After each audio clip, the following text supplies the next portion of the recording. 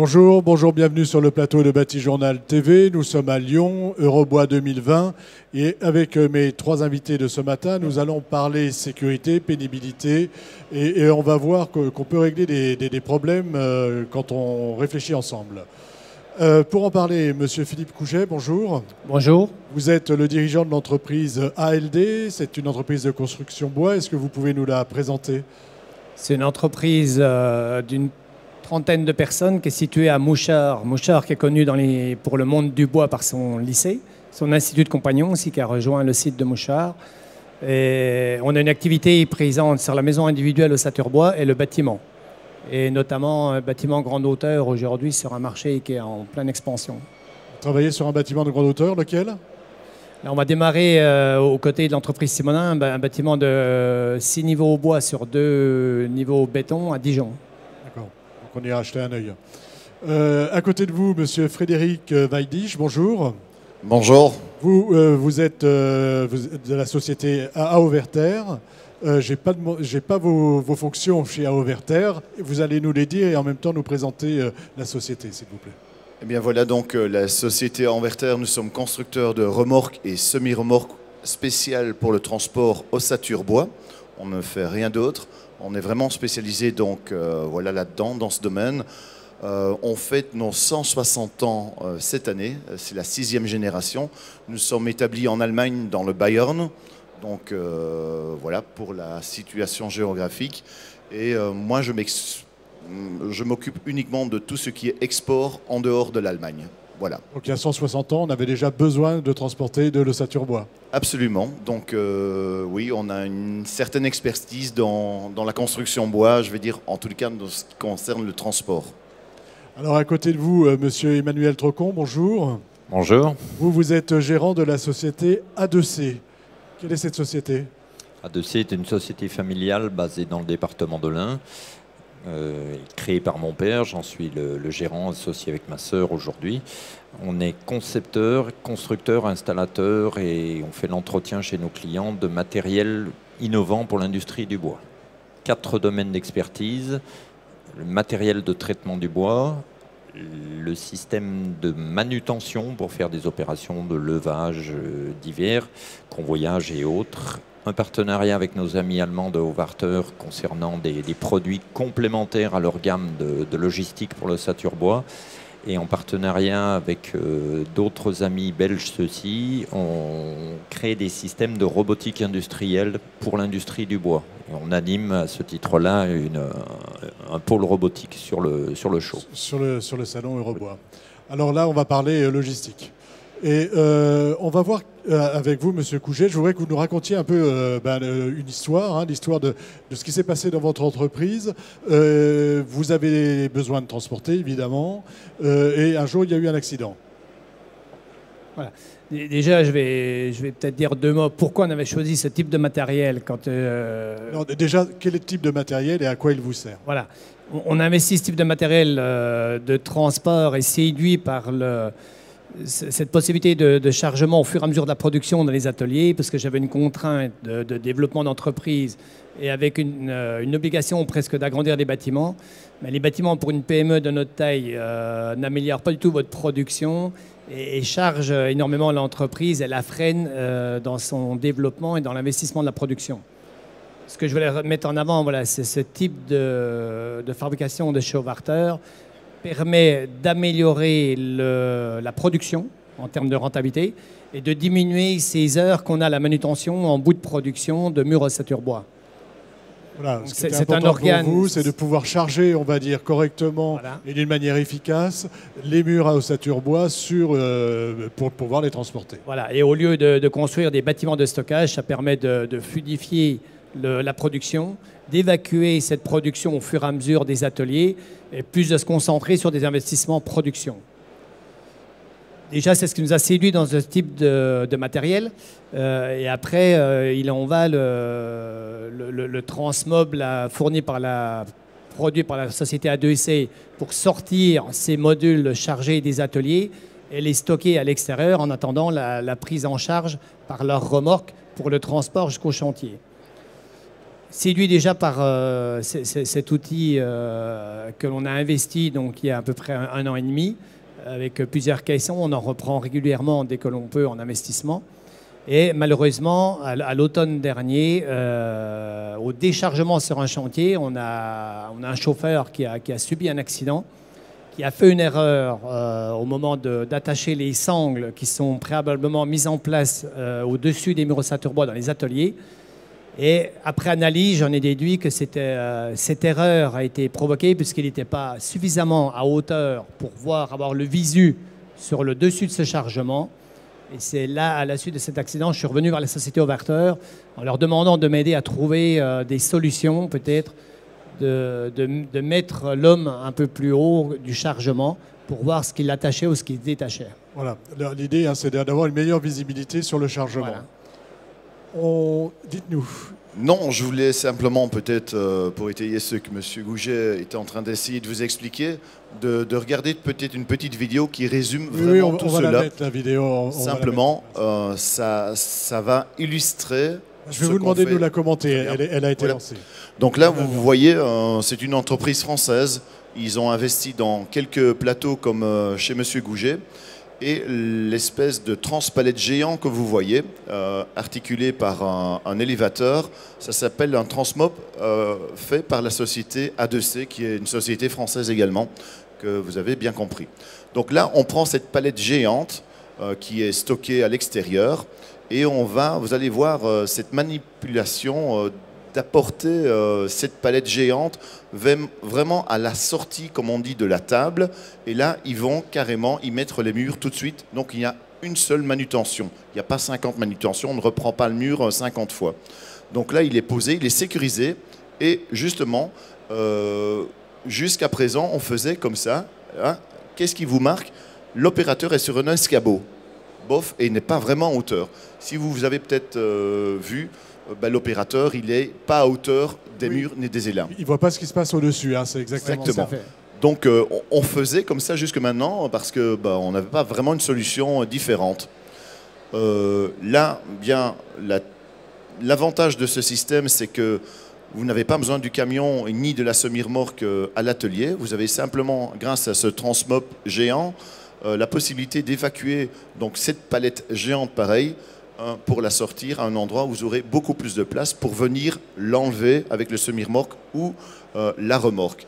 Là, on va le voir, ce panier a été déposé à l'extérieur. C'est une semi-remorque qui est un grand avantage qu'elle est surbaissée. Ça veut dire qu'on a une hauteur de charge de 64 cm. Donc on charge hyper bas.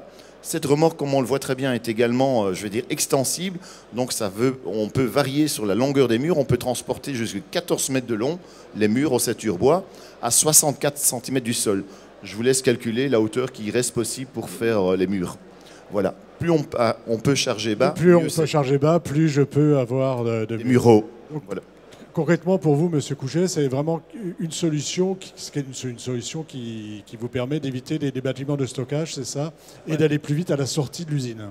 Tout à fait, c'est une solution très intéressante pour les PME, pour concentrer plus ses moyens sur l'outil de production dans cette guerre un petit peu économique du prix de revient, et qui est très intéressante. Ce que je voulais ajouter tout à l'heure, c'est vrai que suite à cet accident, ce qu'on peut féliciter, c'est la réaction d'Overter, puisque quelques semaines plus tard, ils sortaient déjà un prototype, qui sont revenus dans nos ateliers avec ce prototype pour avoir notre avis de ce qu'on en pensait. D'accord. Alors, on va voir avec vous comment vous avez travaillé ensemble pour répondre à la demande de l'entreprise. Je vous écoute. Qu'est-ce que vous apportez dans ce système? Historiquement, le partenariat avec nos amis d'Overter a consisté à créer au départ ce que Frédéric vous a expliqué, le Transmob, à savoir un moyen permettant en autonomie et en l'absence du semi-remorque pour éviter de le faire rentrer dans l'usine près des opérateurs. Quand un industriel comme M. Gouget achète un semi-remorque, c'est surtout pour aller livrer ses clients, pas pour faire de la manutention en interne dans l'usine.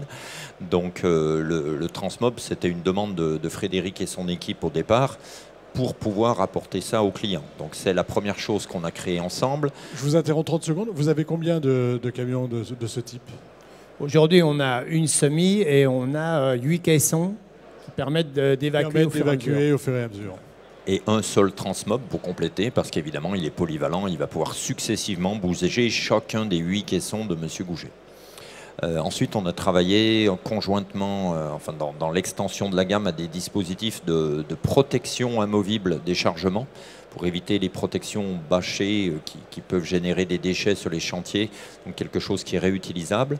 Et puis on a travaillé un système qui s'appelle le palomur, qui permet d'accrocher et de décrocher mécaniquement à distance en limitant le besoin que l'opérateur accède en hauteur, mais ça ne résout pas le problème tout à fait judicieux proposé par M.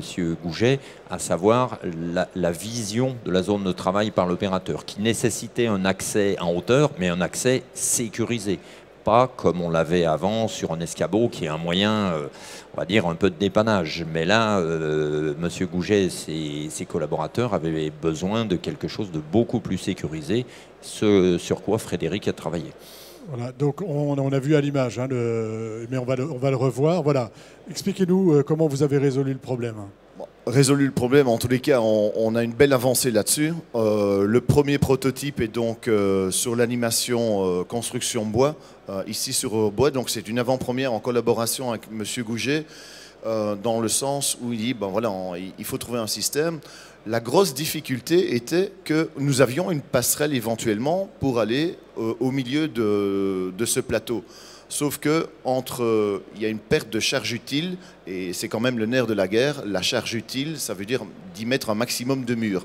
Si vous considérez qu'on a une passerelle de 45 cm de large, sur 2,55 m, je vais dire extérieur d'un plateau, on y perd entre 20 et 45 % selon la largeur des murs. Voilà, parce que ce que vous êtes en train de me dire, c'est que cette passerelle, on l'a au départ de l'usine, mais on l'a aussi sur chantier. Exactement, donc on l'a au départ à l'usine, elle est complètement amovible et elle tient sur une Europalette qui est bien connue dans le domaine du transport. Ça fait 80 cm de largeur sur 1,20 m. Et toute cette passerelle que vous voyez à l'écran maintenant, eh bien, tout ça tient sur une petite palette qui peut être mise sur le col de cygne et sur la remorque à un endroit assez restreint. La petite palette, c'est la palette rouge. Là, la palette rouge. Mais ce que je voulais surtout dire, c'est que la passerelle existante à l'intérieur d'une semi-remorque, ça existe, sauf que nous, on devait être à l'extérieur du chargement pour optimaliser et garder ce maximum de place de chargement. Vous pouvez vous imaginer que dans le transport, ce n'est pas gratuit les kilomètres, et tous les kilomètres sont payants. Donc on doit en transporter un maximum avec une seule charge. Donc si on l'obstrue par une passerelle au milieu, très bien pour la sécurité, mais il ne faut pas perdre de vue non plus la rentabilité du transport. Donc on a dû se creuser la tête pour faire une passerelle extérieure qui était amovible, parce que bien évidemment, vous ne pouvez pas rouler avec une passerelle extérieure où vous êtes hors gabarit. Oui, hors gabarit. Alors à savoir qu'il y a quand même en France, des réglementations routières qui sont importantes à savoir et à connaître. Voilà.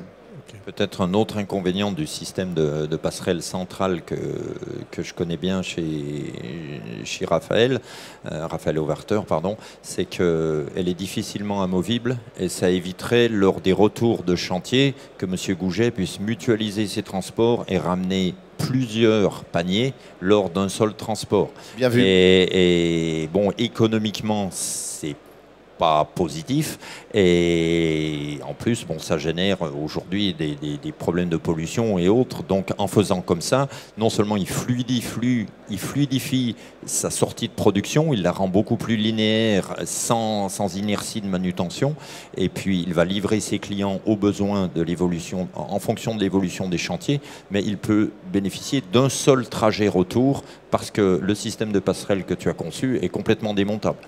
Exactement. Donc, cette passerelle est complètement démontable. Effectivement, il va falloir entre 10 et 15 minutes pour la monter, mais on ne charge pas et on ne décharge pas. Là, vous la voyez à l'écran. Elle est montable par 2 personnes à partir du sol. Donc, il ne faut pas d'engin de manutention pour la monter ni pour la démonter. Aucun élément ne dépasse 17 kg, donc réalisable par un homme. Mais pour la monter, je vais dire en 3 éléments, tout ce que vous avez vu au sol est maintenant monté là, se fait en 10-15 minutes. Ça paraît peut-être long, on se dit 10-15 minutes, mais in fine, le panier, enfin je crois que M. Gouget va pouvoir nous en parler, on ne remplit pas nécessairement un panier comme ça sur une demi-journée, sur un jour. Ça peut rester à l'atelier peut-être 2 ou 3 jours, le temps de compléter ce panier. Voilà. Ça vous satisfait, vous? Ça a répondu à votre demande?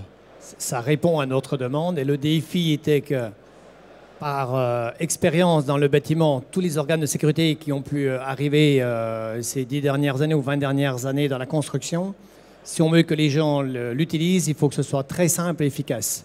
Si on la ramène ou on la oblige à utiliser quelque chose de très complexe, on sait qu'ils ne l'utiliseront pas.